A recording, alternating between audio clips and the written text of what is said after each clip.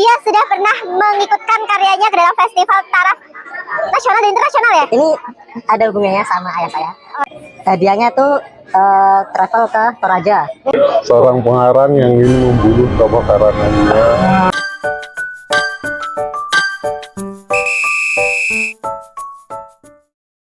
Assalamualaikum warahmatullahi wabarakatuh. Sahabat Narinara, jumpa kembali dengan Narinara dalam acara Kutai Kupas Santai. Nah, kali ini sahabat Narinara yang datang di sini tuh adalah jeng dannya Mas Roshid dari Rembang. Nah, sebelum aku mulai lagi untuk Kutai kita kali ini mau bahas apa? Nah, biarin nih sahabat Narinara kenalan dulu dong sama sahabat Narinara yang satu ini. Perkenalkan, malah jadi bos, Pak. Saya Roshid, namanya Roshid, punya dua nama, Pak. Apa aja itu? Nama aslinya Ahmad Roshid Mustafirin. Terus kalau nama panggung, Nama pena? luarnya, nama penanya Roshid Hadimas. Roshid Hadimas ya. Nah, kenapa sih harus pakai nama pena? Jadi buat sahabat yang ketahui nih, Mas Roshid ini adalah seorang penulis dan yes, dia sudah pernah mengikutkan karyanya ke dalam festival taraf nasional dan internasional ya. Iya. Nah, betul. Jadi sahabat daerah bisa belajar banyak nih nanti dari Mas Roshid. Tapi sebelum kita kupas lebih lanjut nih ya kan, aku penasaran nih, kenapa sih Mas Roshid memilih nama pena itu? Ini ada hubungannya sama ayah saya. Oh ya? Nama ayah saya itu kan almarhum ya, Mas Yadi. Nah, saya pengen mengabadikan nama ayah saya itu ke dalam nama pena, biar selalu disebut. Nah, dari Mas Yadi, saya balik. Soalnya dulu inspirasinya itu dari ini pemilik penerbit Diva Press, Edi Aha Yubeni. Nah, terus saya balik jadinya dari Mas Yadi jadinya Hadimas. Terus pakai Roshid, Dimas. Oh gitu, jadi sejarahnya seperti itu. Jadi Mas Roshid ini tuh pengen banget mengabadikan nama bapaknya di dalam nama penanya gitu. Oke deh, Mas Roshid nih sebelum kita kupas yang lebih lanjut lagi nih, boleh diceritain dong karya-karyanya itu apa aja? Kan Mas Roshid ini juga udah punya karya solo kan ya. Nah, ceritain dong karyanya itu apa aja nih dan rilisnya pas tahun kapan? Kalau untuk saya lebihnya kan menulisnya ke cerpen. Oke. Biasanya genrenya apa nih cerpennya? Apa ya? Lebih ke ngangkatnya ke ini sih, ke kebudayaan. Budayaan ya, sosial. Sosial adat ya itu. Soalnya saya belajarnya dari cerpen-cerpen koran. Oh gitu. Kebanyakan yang disukai cerpen koran itu sosial, budaya, sama politik itu sih. Ya betul banget sih itu. Kalau novel percintaan udah pernah bikin belum? Belum pernah. Oke, jadi tahun berapa pertama kali terjun ke dunia kepenulisan tersebut? Terus kemudian kapan mulai rilis karyanya itu? Kalau untuk pertama kali cerpen apa ya? Seenggaknya pertama kali cerpen menang lomba itu tahun mungkin 2015. Dulu hadiahnya tuh travel ke Toraja, Sulawesi Selatan ya. Itu awalnya itu travel ke Toraja. Itu di platform online Storyalko dulu, tapi sekarang udah tutup. Yes. Nah, dari situ, tapi saya nggak ikut travelnya gara-gara pas itu di UTS, pas masih di Jogja. Oh, waktu masih kuliah. Jadi cukup disayangkan. Itu pertama kali saya ngerasa, oh berarti tulisanku udahlah, kayak ada pengakuan gitu loh. Jadi oke. Jadi pertamanya emang nyemplungnya dari platform digital online itu ya, Storyalko itu tadi ya. Ya, dulu Storyalko itu kalau nggak salah punya Gramet kan ya. Sebenarnya Iya, iya aku tahu kayak itu dari Storyalko karena aku juga pernah nyoba mau nulis ke sana juga. Terus aku lihat temanya keren-keren banget sih ini dari Gramet ya soalnya kan. Oke, lanjut lagi. Jadi tadi sebenarnya sebelum ke situ udah nyoba nulis terus ngirim ke koran kan. Memang target tuh bisa masuk ke koran, tapi belum pernah temat, ya udahlah nyoba-nyoba di platform lain, di platform online. Dan di Storyalku itu pertama kali karya saya dapat pengakuan menang lomba. Wes, berapa tuh hadiahnya? Hadiahnya cuma tur aja, Hanya tur itu aja ya? Oh, nggak ada dia kayak pembinaan uang kayak itu, nggak ada. terus tapi kan itu hadiahnya kan tur ke Toraja tuh, tapi kan kemudian nggak diambil tuh. Terus ada kompensasinya nggak? Nggak ada.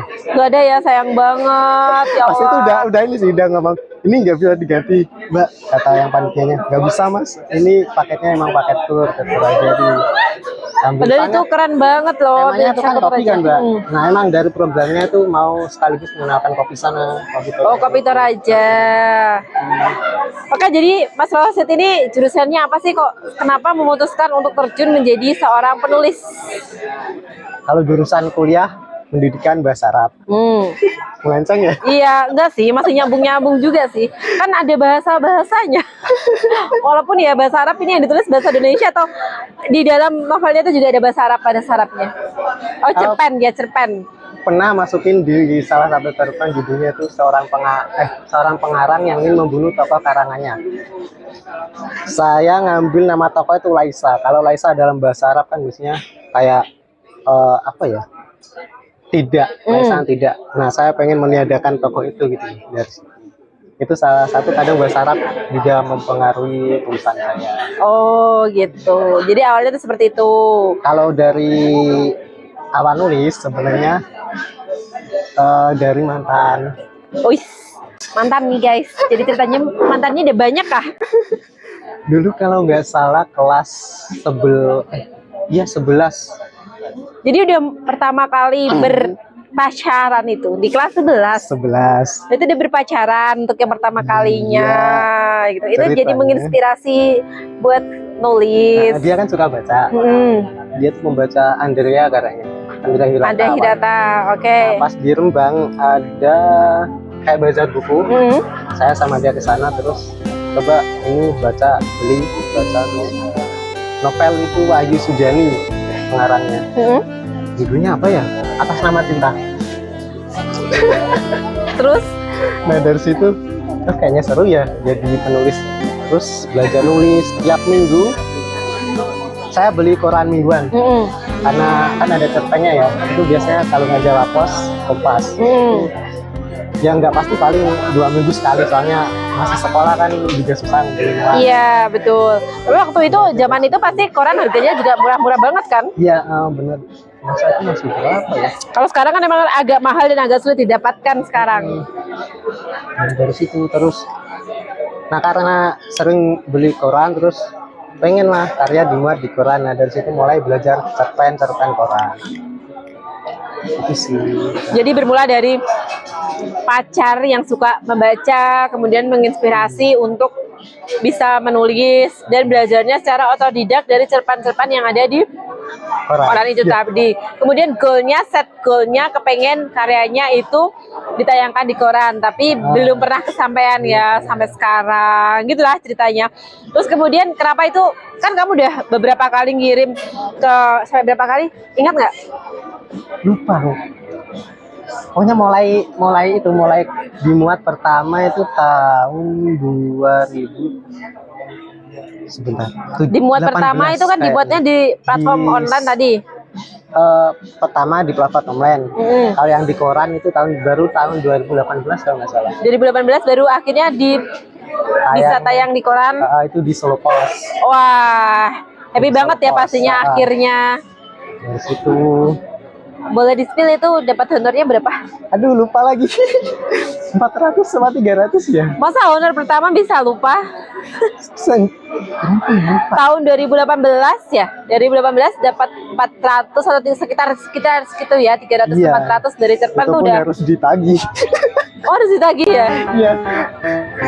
Ya itu udah bagus banget deh, itu udah sangat membahagiakan ya kan, cerpennya bisa masuk. Dan nah itu pertama kali seneng lah bisa karena memang sebenarnya ya for information tambahan aja sih ya, biasanya kalau di media-media yang gede kayak gitu dan punya nama, emang kan biasanya yang tayang pun adalah cerpen orang-orang yang udah punya nama juga kan. Jadi ketika pertama kali bisa nembus itu adalah sebuah prestis tersendiri, nggak semua orang bisa, dan itu emang sesusah itu gitu loh. Karena memang kalau cerpen-cerpen di koran itu kan rata-rata memang temanya itu berat-berat, bedakannya sama cerpen-cerpen yang ada di majalah mungkin lebih ringan, lebih enteng gitu. Tapi ini hobinya sama loh kayak aku. Jadi dulu aku juga kenapa akhirnya memutuskan untuk terjun ke dunia kepenulisan itu juga awalnya karena suka baca rubrik cerpen itu di koran sama di majalah. Jadi waktu itu emang ada kayak majalah Femina, majalah perempuan gitu, dan itu tuh ada cerpen-cerpen tentang kaum perempuan yang menurut aku tuh itu tuh kelas banget di zaman belum era handphone kan. Nah, ada dunia seperti itu yang bisa aku ketahui itu melalui cerpen, dan aku ngerasa kayak itu aku pertama kali kenal yang namanya dunia sosialita, independent woman.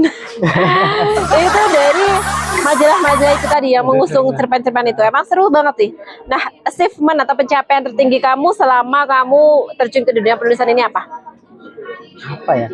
Kalau dari saya sendiri dulu, targetku pokoknya masuk ke koran Kompas.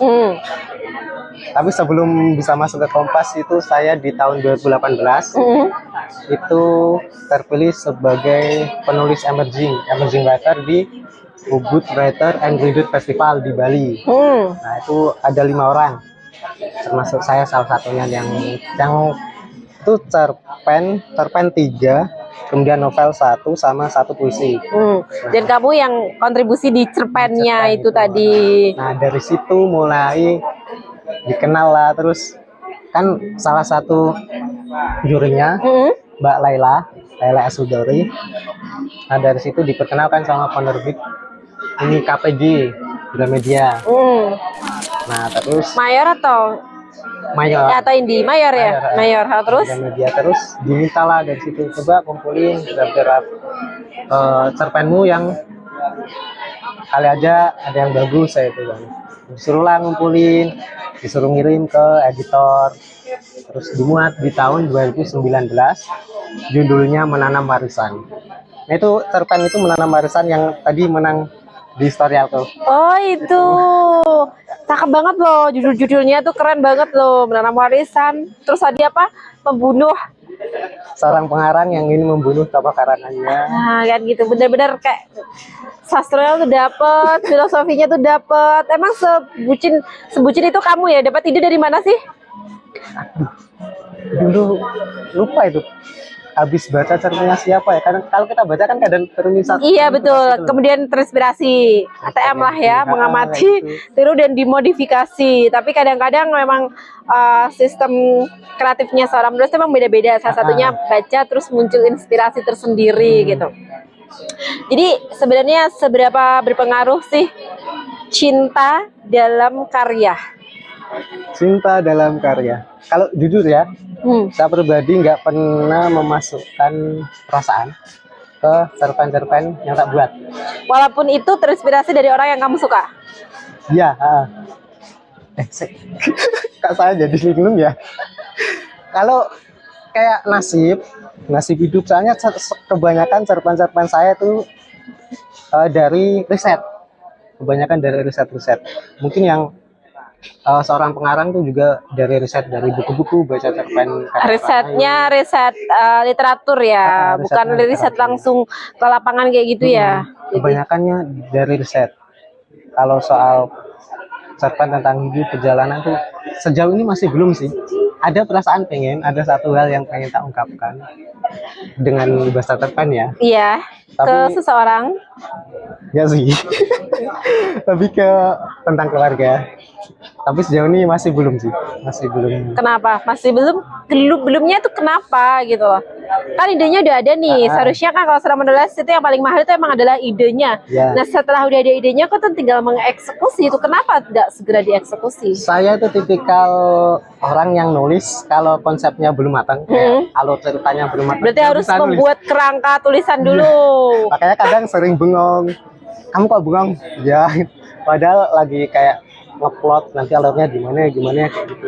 Terus dengan metode seperti itu tuh berapa banyak karya yang bisa kamu hasilkan dalam waktu katakanlah 1 minggu bisa muncul lahir 1 cerpen?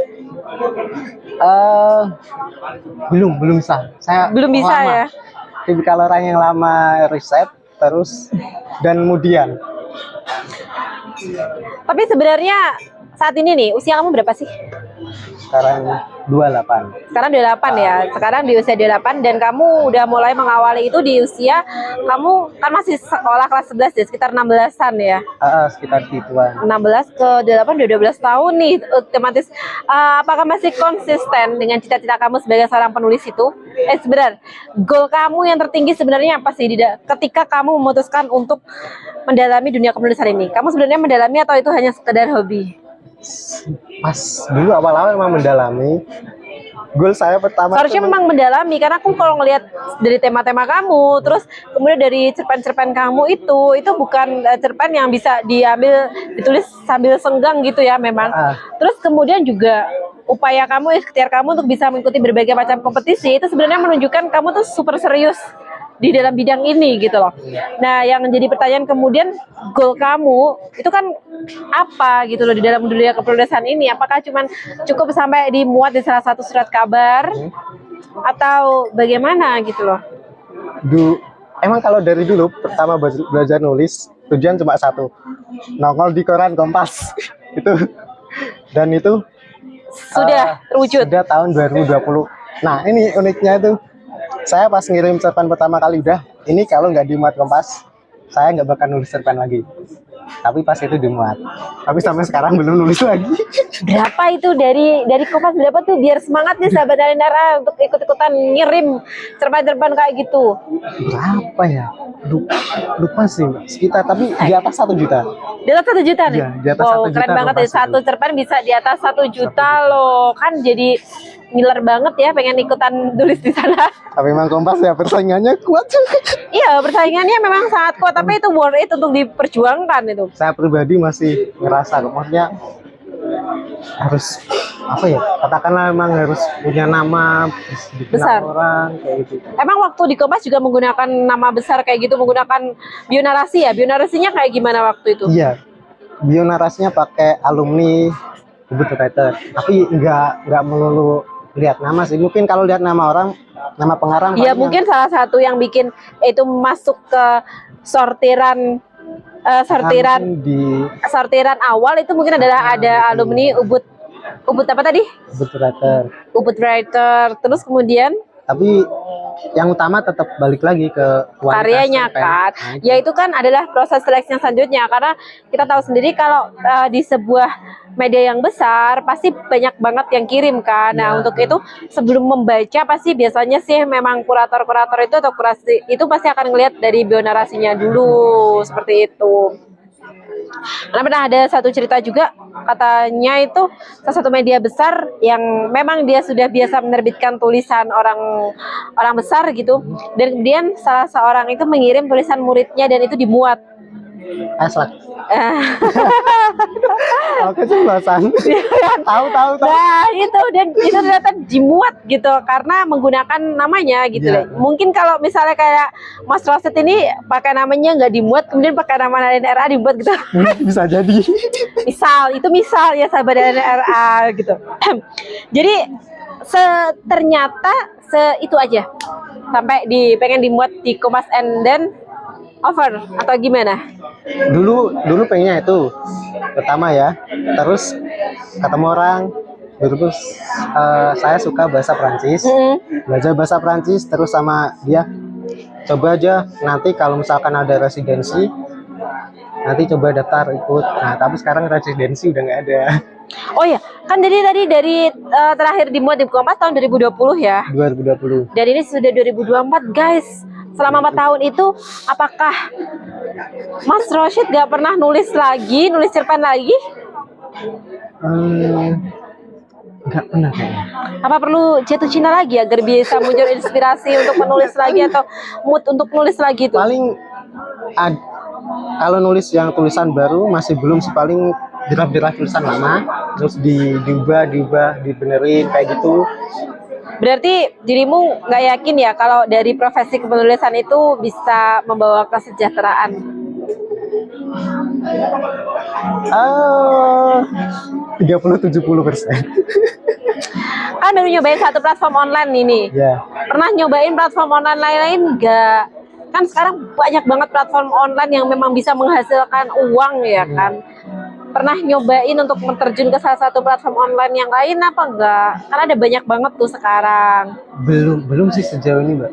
Sejauh ini yang kamu tahu apa aja platform penulisan online? Masih Wattpad, Storyalku, Quiku. Nah, pengen sebenarnya kemarin kan ada tuh Quiku, novel.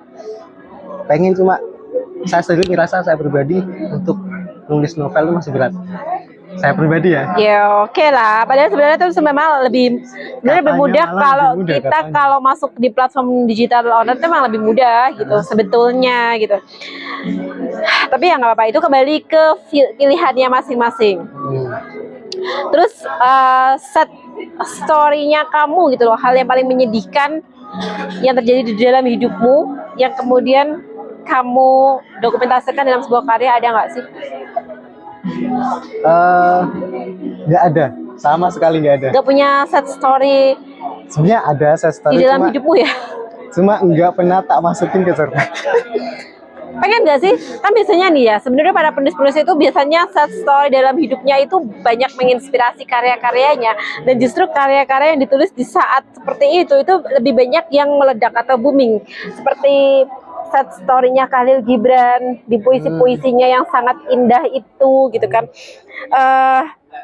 Set story cintanya Habibie dan Ainun itu juga meledak setelah Ainunnya tidak ada, kan emang itu ditulis ketika Habibie kehilangan Ainun gitu. Banyak banget set story yang meledak, buku yang meledak karena ditulis dari set story tersebut. Nah itu sebenarnya adalah mindset dasar yang biasanya dimiliki oleh para penulis sih. Jadi banyak penulis yang bisa mengemas kesedihan-kesedihan di masa lalunya itu menjadi sebuah cerita yang sangat menarik untuk dibaca. Termasuk Andrea Hirata yang kamu sebut itu tadi gitu. Nah, kamu sendiri apakah tidak memiliki keinginan ke sana gitu? Belum sih, sejauh ini belum. Tapi untuk kadang ya misal kalau bikin novel tema sosial kan udah ada dapat sih ya tema, kayak idenya tuh udah dapat. Cuma masih belum apa ya, ngerasa aduh kayaknya belum saatnya gitu loh. Soalnya dulu saya belajar cerpen itu saya harus baca kumpulan cerpen Kompas, terus nyari-nyari buku-buku cerpen. Nah kalau ke novel, sejauh ini novel yang saya baca masih sedikit kalau saya pribadi. Mungkin juga kamu masang goalnya masih terlalu rendah. Bisa jadi, mungkin bisa jadi. Karena sesama penulis ya kan, karena sesama penulis. Kalau Mas Rosid ini memang fokus di cerpennya, dan aku tuh sebenarnya juga berangkat dari penulis cerpen Mas Rosid. Jadi aku punya cerita nih. Jadi ceritanya aku dulu awal-awal aku juga seperti Mas Rosid berusaha berjuang agar tulisan cerpen aku tuh bisa dimuat di surat kabar, dan akhirnya itu dimuat waktu itu di Jateng Pos. Dan aku tuh happy banget karena karyaku tuh dimuat di surat kabar. Terus aku berpikir bahwa se-happy ini ya efek dari tulisan itu dimuat di surat kabar, dan aku pengen tulisan aku itu bisa sering banget muncul di surat kabar, dan akhirnya ya nyemplungnya malah di dunia jurnalistik gitu. Kalau Mas Rosid sendiri gimana? Sekarang kan udah vakum sampai 4. Ini kita masih pengen disebut sebagai penulis atau udah mulai meninggalkan itu? Dan kalau meninggalkan itu sekarang pengennya Mas Rosid itu apa? Kalau nulis masih sih, soalnya kadang ya sebagai sesama penulis pasti Yes. kerasa ya. Kita ketika menulis itu kayak mengeluarkan semua unek-unek meskipun nggak harus sesuai ya. Kadang kalau emang lagi mumet banget, nulislah dikit gitu, paling ke tulisan puisi-puisi pendek. Sejauh ini masih ke situ, puisi-puisi pendek. Atau nanti kayak ngolah-ngolah draft lama. Dan puisi ini juga bisa dijadiin cuan loh sebetulnya kan, kalau emang digarap secara serius. Jadi buat sahabat Nara yang ada di rumah atau dimanapun berada yang memang suka menulis gitu, menurut aku tuh harus didalami dan diseriusin, karena banyak banget manfaat dari menulis ini gitu. Kalau sekarang misalnya, nah PR-nya memang kalau dalam menulis itu memang seperti kemudian. Nah itu. Nah, kemudian itu sebenarnya bukan cuma dirasain sama Mas Rosid doang, tapi hampir semua penulis itu merasakan itu gitu. Tapi kalau udah menjadikan menulis itu menjadi sebuah profesi gitu ya, lo mood nggak mood ya lo harus ngeluarin karya gitu. Kalau kamu nggak berkarya gitu, apalagi kalau udah terikat dengan platform-platform online itu yang memang ditungguin sama pembaca, itu kayak jangan kamu mengecewakan pembaca kamu kayak gitu. Jadi sekarang selama 4 tahun ini vakum dari kepenulisan ngapain Mas Rosid? Setelah vakum dari sastra ya, nulisnya ke tulisan apa ya, ke media-media online, ngelola belajar S1 sambil apa ya, tambah pengalaman lah selain nulis di sastra seperti itu sih. Tapi tetap sih saya tetap pengen nulis ke sastranya, meskipun cuma cerpen, saya tetap pengen nulis itu. Oke, udah puas nggak dalam 28 tahun ini? Udah puas dengan semua yang kamu kerjakan? Udah cukup di sini aja atau kayak gimana? Belum sih. Target pengen bikin novel. Saya dari dulu juga sering di sama yang kenal. Ayo bikin novel, nanti tak bantu nerbitkan dari KBP. Nah itu kan sebenarnya ada support ya. Punya komunitas penulisan juga nggak sih? Komunitas paling klub baca di Jogja. Karena dulu saya tuh nggak ikut apa ya namanya UKM kampus gak ikut, tapi ikutnya keluar ke komunitas klub baca gitu. Masih di WA itu masih nyimak obrolan kayak gitu. Kalau untuk pelatihan sejauh ini saya nggak pernah ikut pelatihan kepenulisan ya. Pernah ikut. Makanya kadang kalau ada yang nanya, Mas tolong dong, ini saya punya cerpen, tolong koreksi yang bagus yang mana, tolong diajarin cara nulisnya yang bagus gimana. Nah, saya pribadi nggak bisa. Saya belajar tuh bener-bener dari membaca. Iya, jadi memang kalau bagus atau nggak bagusnya tulisan itu kan sebenarnya di-feel kan, dirasakan gitu loh. Ini tulisan ini bagus atau nggak bagus, itu kembali lagi ke rasa. Dan sebenarnya setiap cerita itu ada pembacanya, bahwa setiap kisah itu pasti ada jodohnya gitu kan. Cuman kalau kita berkecimpung di dunia kepenulisan itu kan kita nggak bisa melepaskan diri yang dari namanya bahasa ya kan. Dan di bahasa sendiri kita ada pendidikannya, yaitu PUEB itu kan, Pedoman Umum Ejaan Bahasa Indonesia, yang seharusnya itu menjadi pedoman dasar seorang penulis untuk bisa meningkatkan skillnya gitu dan upgrade pengetahuannya. Itu memang dari sana sih gitu. Kalau dari aku sendiri seperti itu, karena kayak kita udah dicap penulis nih, terus kita sering diundang ke sana ke sini, dan ketika diundang itu kita dibayar juga kan sebagai narsum. Terus mereka bertanya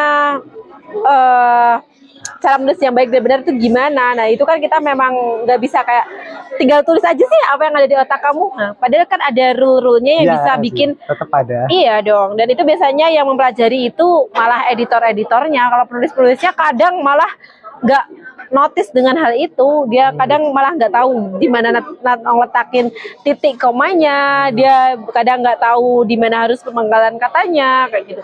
Yang dia tahu dia memang punya cerita yang bagus. Dan cerita bagus itu kemudian viral. Kalau di zaman sekarang kan ya sering diviralkan dulu di media sosial dan kemudian dipinang sama penerbit. Nanti penerbitnya yang akan bekerja keras untuk merapikan tulisan itu. Nah itu adalah fakta di balik dunia kepenulisan gitu. Fakta lain di dunia kepenulisan. Kita tadi udah dapat beberapa macam fakta dan poin ya. Pertama mulai dari ternyata menulis itu bisa menghasilkan menggiurkan. Satu cerpen aja dibayar 1 juta lebih loh. Itu di tahun 2020 gitu. Coba kamu menghasilkan 2 cerpen untuk di Pati aja.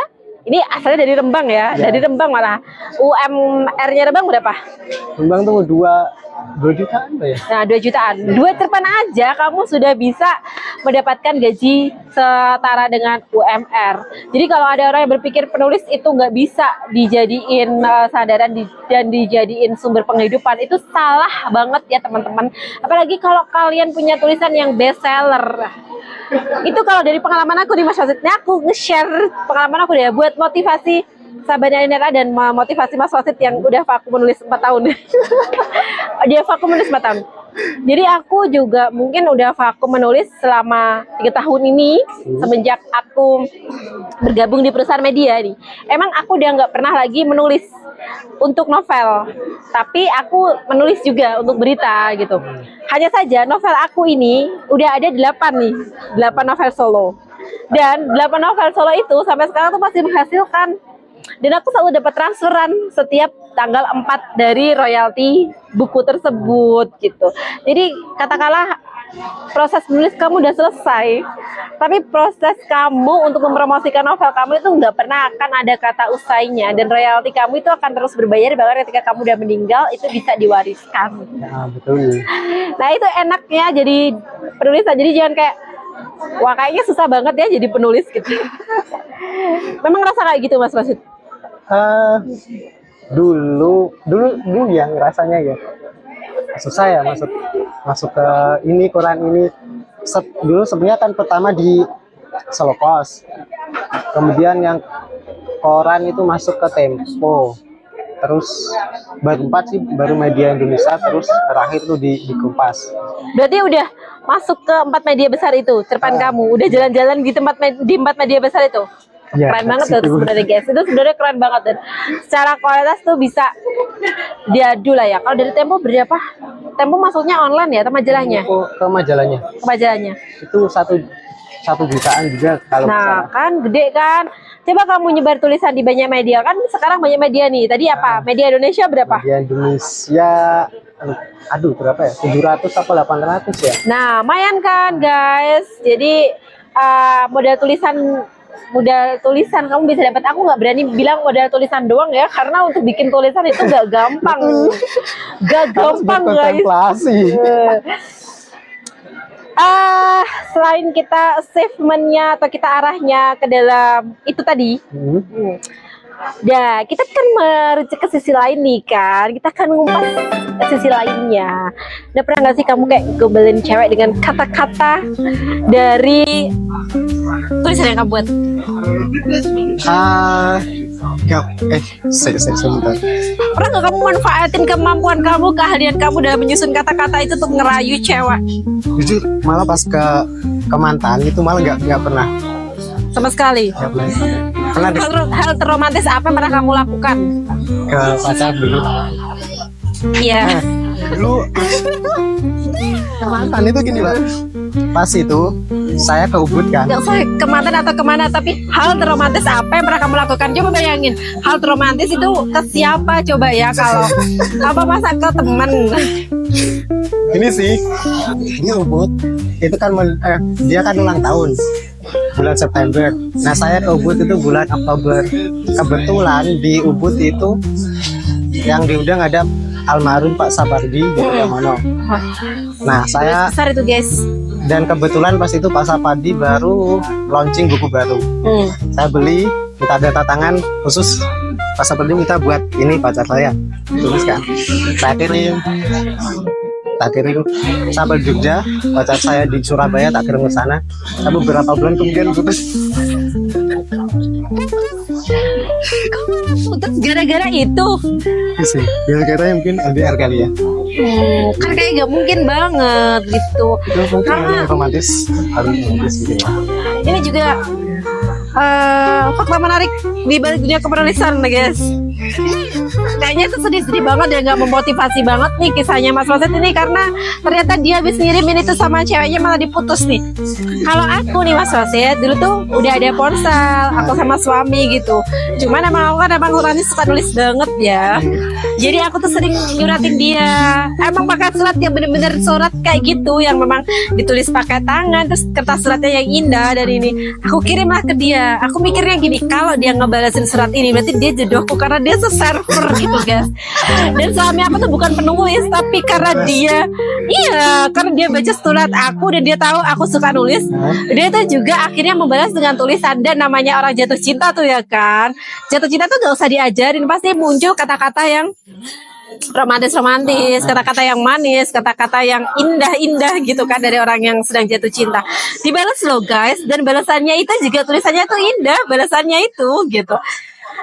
Walaupun kata dia ketika aku tanya kok bisa sih kamu nulis seperti itu gitu, dia bilang itu aku beberapa kali nulis itu bongkar pasang kayak gitu nulis kata-kata itu kan. Wow, itu tuh sangat menjadi titik awal di mana hubungan percintaan aku tuh sukses, dan sampai sekarang kata-kata itu yang paling saling bikin motivasi. Jadi kak, aku moodku lagi berantakan ya, atau lagi ada problem gitu. Tiba-tiba aku bangun tidur itu di meja makan gitu, itu dia ada makanan kesukaan aku, sama ada tulisan tangan dia yang isinya motivasi, dan itu tuh so sweet banget menurut aku tuh, cakep banget sih gitu. Kayak Enak ya kalau dapet server itu enak ya. ya sebetulnya memang tidak se-server, tapi kata-kata itu adalah sebuah tuh cara kita untuk mengungkapkan cinta dengan sederhana. Kayak kita nggak perlu modal yang gede deh. Iya. Kalau kamu bisa menyusun kata-kata yang indah, kata-kata yang menyenangkan gitu, nggak melulu gombal, nggak melulu lebay, tapi memang kata-kata itu adalah kata-kata yang memang pas, itu akan bisa menjadi senjata paling ampuh untuk mendapatkan dan menaklukkan cinta siapapun deh kayaknya gitu. Kok saya nggak bisa ya? Nah itu mungkin karena kamu banyak berkecimpung di dalam karya kamu, berkecimpung di sosial budaya. Nah itu kayaknya bikin pengaruh yang lumayan gede itu dalam kisah percintaan kamu gitu. Saya sendiri ngerasa enggak. Kayaknya aku bukan kalau orang yang romantis. Paling kalau bikin kata-kata juga dikit, 2 baris kayak gitu udah. Kamu target nikahnya usia berapa? Ada nggak punya plan nikah? And then ciri-ciri atau kriteria orang yang pengen kamu persenting nanti itu seperti apa gitu? Kalau target belum. Sejauh ini Target belum punya target. Tidak punya target menikah usia berapa, sedikasinya dan sedapat jodohnya. Oke. Ini sahabat Nalinera tuh, Nalinera tuh banyak banget loh guys, tersebar dari Sabang sampai Merauke nih. Barangkali ada kriteria yang sedang kamu cari, karena ternyata menurut data dan statistik saat ini tuh banyak banget kelahiran tahun 90-an yang menjomblo dan belum married dan memiliki trust issue yang cukup tinggi terhadap dunia pernikahan. Guys, apakah kamu juga memiliki hal itu? Mungkin ada. Mungkin Why? maksudnya bukan yang ini loh, bukan yang nggak nikah ya. Trust issue terhadap dunia pernikahan ada? Maksudnya yang nggak nikah kan? Ya, enggak, maksudnya ada sesuatu di dalam dunia pernikahan yang bikin kamu itu menjadi kayak takut dan mikir ulang gitu? Ada. Kalau sekarang kan cewek-cewek itu banyak kayak dia takut ntar dimanfaatin sama suaminya, takut di KDRT suaminya, takut diselingkuhin sama suaminya. Terus kalau kamu sendiri, trust issue kamu dalam pernikahan tuh apa? Takut gak bisa nafkahin perempuan ya? Wah, itu bahaya itu guys. Kalau laki-laki itu kan emang ditakdirkan sebagai tulang punggung. Jangan sampai dia menjadi tulang rusuk, ya kan? Makanya masih ngerasa belum saatnya lah nanti. Jadi memang lebih belum siap ke jenjang pernikahannya itu karena urusan finansial. Bisa jadi. Oh, tapi kalau kriteria kamu sendiri seperti apa? Untuk perempuan nggak punya kriteria sama sekali. Gak punya kriteria ya, yang penting cantik kan? Percaya ini loh, first insight. Wais. Dan apakah sudah mendapatkan first insight itu tadi? Ada masanya tapi nggak jadi. Tapi ada pernah, cuma sampai ke dekat. By the way nih, kayak menarik juga untuk ditanyakan ya sebetulnya. Ini aku pengen nggak bertanya, tapi akhirnya aku bertanya karena aku sebagai orang yang minim pengalaman dalam hal ini nih. Berapa kali sih kamu menjalin hubungan sama cewek yang deket gitu lah? Kalau pacaran cuma sekali. Pacaran cuma sekali. 7 tahun, 6 tahun lebih. Wow, itu lama banget. Dan kemudian putus itu gimana? Sehancur apa, sekaram apa itu perasaan kamu? Tahu nggak? Kan di Jogja kan kalau Dan itu kamu diputusin ya? Mau lewat ke lampu merah tuh kayak gitu, kayak bengong gitu. Kalau jalan ke kampus juga bengong. Tapi akhirnya pas pulang, nah ini uniknya pas itu ibu saya baru umroh. Ibu saya tahu kan kalau saya punya hubungan sama cewek ini.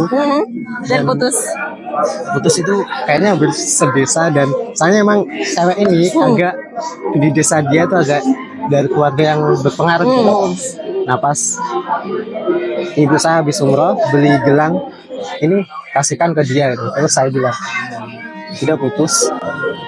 Oh iya toh, iya ya udah. Nah dari kata ya udah itu baru oh, ya udahlah, saya baru bangun dari mimpi buruk. Itu seburuk dan sehancur kamu pernah sampai kayak ngapain sih guys? Nangis atau Kalau nangis ya pasti semua orang sih. ngobat gitu? Kalau ngobat ya pernah. Paling zaman itu Jangan kamu lari ke kopi. Jadi sebenarnya Nera, dia ini termasuk barista yang suka ngebuat roasting kopi ya. iya. Nah, apakah itu pelarian kamu karena apa tadi? Salah satunya ke situ. Nah kan akhirnya ketahuan kan gitu. Emang tukang ngupas gitu loh. Ada Jadi kan ada yang larinya ke rokok. and Nah, then saya nggak kopinya bisa tuh kopi rokok. pahit loh. Mungkin dia pengen menutupi rasa pahit di hati itu dengan pahitnya kopi. Ya kan? Pahitnya kopi nggak sepahit hidup. Nah, pahitnya kopi gak sepahit hidup. Barusan aku juga dengar kata-kata itu, pahitnya kopi gak sepahit hidup, guys. Nah, itu adalah sad story dari Mas Rosyid. Dan tentunya ada happy story-nya juga. Tadi kalian juga sudah menyimak. Itu keren banget loh kalau karya kalian tuh bisa tayang di media-media yang besar. Itu banget untuk mengkatrol nama ya. Jadi sebetulnya Mas Rosyid ini udah punya kans. Jadi peluangnya itu juga udah gede. Kalau Mas Rosyid mau lebih produktif dengan track record yang udah pernah tayang di beberapa media ini, kemudian dicantumkan ke dalam generasinya, itu akan bisa sangat membantu karya Mas Rosyid untuk bisa tembus ke media-media besar tersebut lagi gitu. Jadi nggak cuma sekali doang gitu kan. Apalagi semua media yang disebutnya Mas Rosyid tadi itu media yang besar gitu. Cuman ya mungkin dia kurang motivasi aja sayang. Mungkin karena Jatuh dia cinta. butuh jatuh cinta, butuh perempuan yang selalu memotivasi dia, butuh istri yang selalu, Mas kapan ngajak aku jalan-jalan, Mas kapan ngajak aku shopping, mungkin seperti itu ya kan gitu.